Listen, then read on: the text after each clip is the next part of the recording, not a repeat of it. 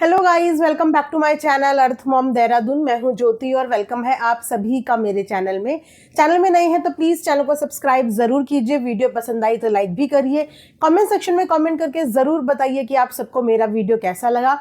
आज का reaction video हम लोग बनाने वाले हैं सपना के ऊपर। सपना की नैनीताल की वीडियो देखने के बाद और किसी को मिर्ची लगे या ना लगे, पर एक शख्स को सोशल मीडिया पे बराबर सपना की हर वीडियो पे मिर्ची लगती रहती है। तो आप लोग समझ ही गए होंगे कि रिएक्शन वीडियो आज हम लोग किसके ऊपर बनाने वाले हैं। अगेन, इस रिएक्शन वीडियो का ऑफ कैमरा मैटर से कोई भी लेना देना नहीं है। सोशल प्लेटफॉर्म पे हम जो चीजें देख रहे हैं उसके ऊपर हम अपना यहाँ पे निजी एकदम personal point of view share कर रहे हैं। तो गाइज, अगर आपका भी अपना कोई पर्सनल पॉइंट ऑफ व्यू है, सोशल मीडिया पे आप देख रहे हैं, उसके हिसाब से आप भी प्लीज अपना पॉइंट ऑफ व्यू मेरे साथ कमेंट सेक्शन में जरूर शेयर कीजिएगा। चलो इसी के साथ वीडियो में आगे बढ़ते हैं, लेकिन आगे बढ़ने से पहले आप लोग के साथ शेयर करूंगी मैं कॉटन का एक खूबसूरत सा सूट। अच्छा, ये सूट को शेयर करने से पहले मेरे दिमाग में ना एक चीज आ रही है। अगर किसी चीज का यहाँ पे प्रमोशन कर दो, ये प्रमोशन फलाना यूट्यूबर ने दिया होगा, ये प्रमोशन ढिमकाना यूट्यूबर ने दिया होगा, और कुछ लोग खुद इसी पथ पे चल पड़े हैं, तो एक बार प्लीज प्लीज पूछो ना कि ये कहाँ से मिला, किसने दिया, कैसे मिल गया। जो आज तक इतने सालों में नहीं मिला वो अचानक अभी कैसे मिल गया। थोड़ा सा प्रकाश उस जगह भी डालो, क्योंकि हम तो ये बहुत अच्छे से जानते हैं कि कैसे, कहाँ, क्यों ये प्रमोशन मिलते हैं, और हम इसीलिए इस काम की ना बहुत ज्यादा इज्जत करते हैं। क्योंकि जिस काम से हमें 2 पैसे भी मिल रहे हैं ना, उस काम का कभी भी निरादर या उस काम का कभी भी अपमान या उस काम का कभी भी झूठी अफवाहें फैला के उस काम को कभी भी बदनाम नहीं करना चाहिए, राइट।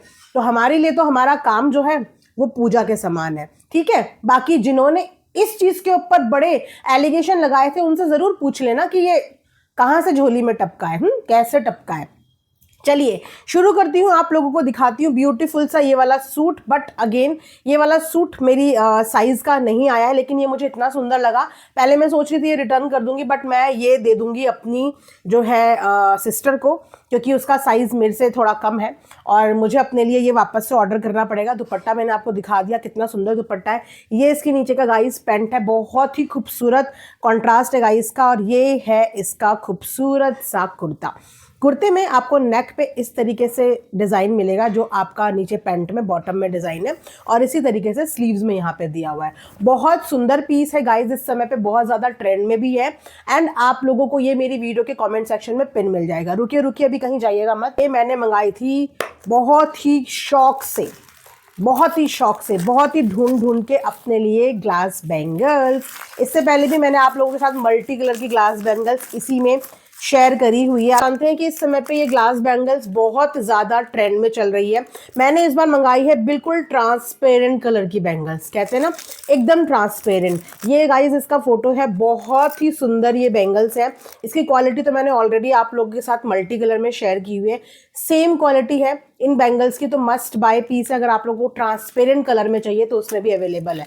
मैंने बहुत ढूंढ ढूंढ के निकाली है, तो डेफिनेटली आप भी वीडियो के कमेंट सेक्शन में जाना, वहाँ पे मैं सूट और इन चूड़ियों का लिंक शेयर कर दूंगी, वहाँ से जाके आप बाय कर लेना। अगर वहाँ पे आपको नहीं मिलता है तो मैं फिर चैनल के कम्युनिटी पोस्ट में भी शेयर कर दूंगी फोटो के साथ, तो आप वहाँ पे भी जाके बाय कर सकते हैं। चलिए इसी के साथ बढ़ते हैं हम लोग वीडियो। सच की राह बहुत ही मुश्किलों से, बहुत ही कठिनाइयों से भरी हुई होती है, ये मैंने किसी महापुरुष से मुँह से सुना है आज, जिसे सुनने के बाद मैं बिल्कुल इस बात से देखो अग्री करती हूँ। जिस बात से मैं अग्री करती हूँ, जो बात सही है वो सही है। सच की राह होती बहुत मुश्किल है, उस राह में कांटे भी बिछाए जाते हैं, उस राह से भटकाने की कोशिश भी की जाती है, उस राह में ना चलने के लिए लोगों के ऊपर प्रेशर भी बनाया जाता है, उस राह के लिए साम दाम दंड भेद हर तरीके की नीति अपनाई जाती है, क्योंकि सच की राह पे चलना आसान तो नहीं होता है ना। लेकिन सोशल मीडिया पे ये कौन डिसाइड करेगा कि कौन सच की राह पे है और कौन झूठ की राह पे है? कौन डिसाइड करेगा ये?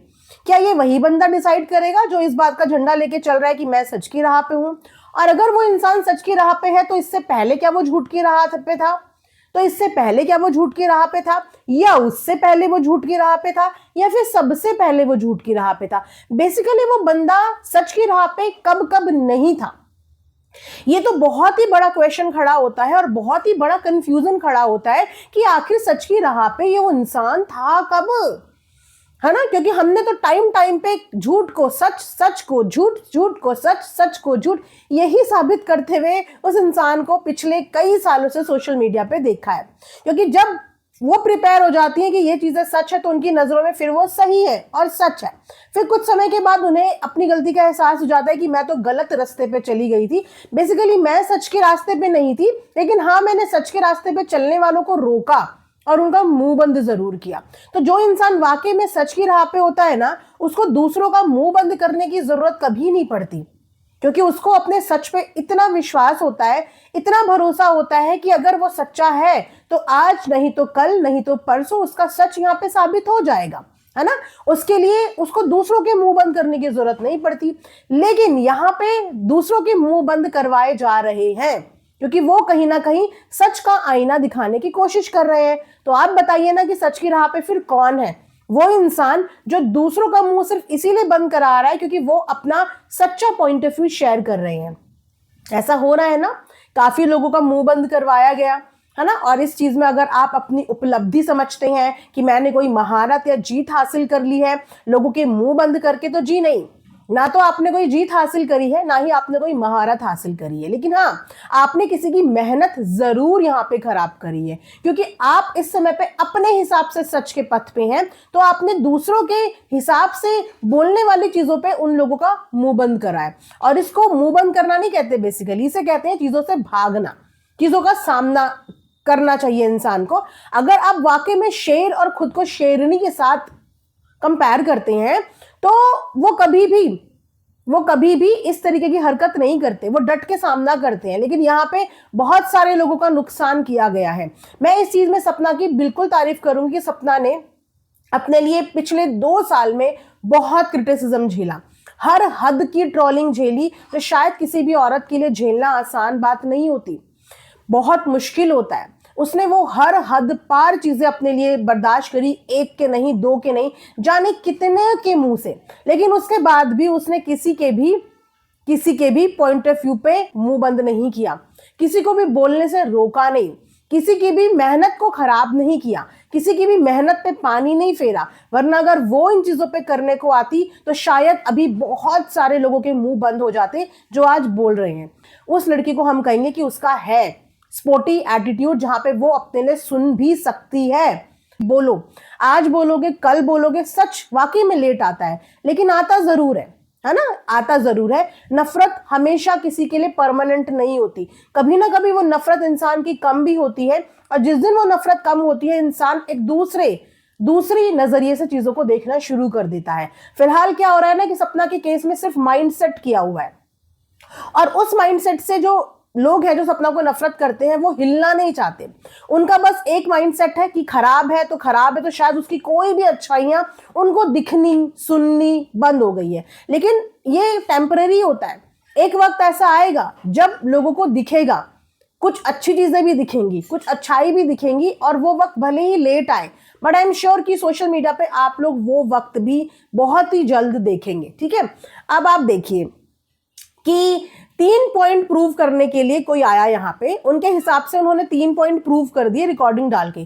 कौन से पॉइंट, कैसे पॉइंट, कहां से प्रूव हो गए, मतलब किसने बोल दिया कि वो प्रूव हो गए, किसने अप्रूव करे वो पॉइंट्स? गाइस, क्या आप लोगों ने वो पॉइंट्स अप्रूव कर दिए? पहला पॉइंट कि सपना मेरे से बात नहीं करती। सपना ने कब ये बोला कि मैं इनसे बात नहीं करती? सपना ने कब ये बोला कि मैंने इनसे कभी फोन पे बात नहीं करी? एक्चुअली सपना ने इनके बारे में कभी कुछ बोला ही नहीं है ना। इतनी बड़ी बात इन्होंने बोल दी कि सपना ने बोला मैं बात ही नहीं करती। सपना ने जिसके बारे में आज तक कभी कुछ बोला ही नहीं, वो ये कब बोलेगी कि मैं बात नहीं करती? ठीक है, तो ये पॉइंट कहां से प्रूव होता है? दूसरी चीज कि इन्होंने बोला कि प्रॉपर्टी प्रॉपर्टी प्रॉपर्टी, उसको सारी प्रॉपर्टी चाहिए थी, मतलब पराया माल पराया धन अपना, प्रॉपर्टी उसको चाहिए थी, या उसको प्रॉपर्टी दिलवाने के लिए उसको उकसाया जा रहा था? जहां से हमने वो रिकॉर्डिंग सुनी हमें तो साफ तौर पे यही दिख रहा है कि उसको बताया जा रहा है कि ये भी है वो भी है। मतलब सपना से ज्यादा सामने वाले को पता है कि उनके घर की प्रॉपर्टी गांव के किस किस कोने में है, कौन कौन सी प्रॉपर्टी है। इतने नाम से तो सपना ने भी उन प्रॉपर्टी का जिक्र नहीं किया जितने नाम से इन्होंने उस प्रॉपर्टी का जिक्र कर लिया। और अगर सपना को प्रॉपर्टी चाहिए होती तो कहाँ है प्रॉपर्टी के लिए कोई भी केस? कहाँ है प्रॉपर्टी के लिए कोई भी लीगल एक्शन? हम तो तभी कोई चीज मानते हैं ना कि सामने वाले को चाहिए जब सामने वाला उसके लिए एफर्ट्स डाल रहा हो, लेकिन सामने वाले ने तो उस चीज के लिए कोई एफर्ट्स ही नहीं डाले। सामने वाला आते वक्त सिर्फ एक चीज के बारे में बात करके आया था और वो खुल्लम खुल्ला ऑन सोशल मीडिया बात करके आया था अपने विला के बारे में, है ना। उसके अलावा उसने अपने ही वीडियो में अपने ही मुंह से अपने कुछ गहने मांगे थे जो राजवीर जी की याद स्वरूप उसके थे, जो कि सामने ही आंटी ने देने से मना कर दिए थे। तो सामने वाले से आप तब इस बात के लिए एलिगेशन लगा सकते हो ना कि उसे प्रॉपर्टी चाहिए जब उसने उस प्रॉपर्टी को लेने के लिए कोई एफर्ट्स डाले हों। 10 सेकंड 5 सेकंड की वीडियो से, रिकॉर्डिंग से ही कैसे प्रूव हो जाता है कि उसे प्रॉपर्टी चाहिए थी, है ना। उसके आगे की कॉन्वर्जेशन नहीं दिखाई गई, उसके पीछे की कॉन्वर्जेशन नहीं दिखाई गई कि आखिर ये प्रॉपर्टी के लिए उसके दिमाग में डालना शुरू किसने किया। लेकिन इससे भी कोई फर्क नहीं पड़ा गाइस, है ना। हम लोग पीठ पीछे बहुत गॉसिप करते हैं, पीठ पीछे बहुत सारी प्लानिंग प्लॉटिंग करते हैं, लेकिन एग्जीक्यूट उसको कर रहे हैं या नहीं कर रहे हैं मैटर वो करता है ना। कि हम जो बात कर रहे हैं क्या हम वो बात रियल लाइफ में कर रहे हैं या हम सिर्फ बातें ही बातें कर रहे हैं। तो सपना ने प्रॉपर्टी की इनसे गॉसिप जरूर करी, लेकिन उसने उस चीज के ऊपर कोई भी एक्शन नहीं लिया, कोई भी पहल नहीं करी, राइट।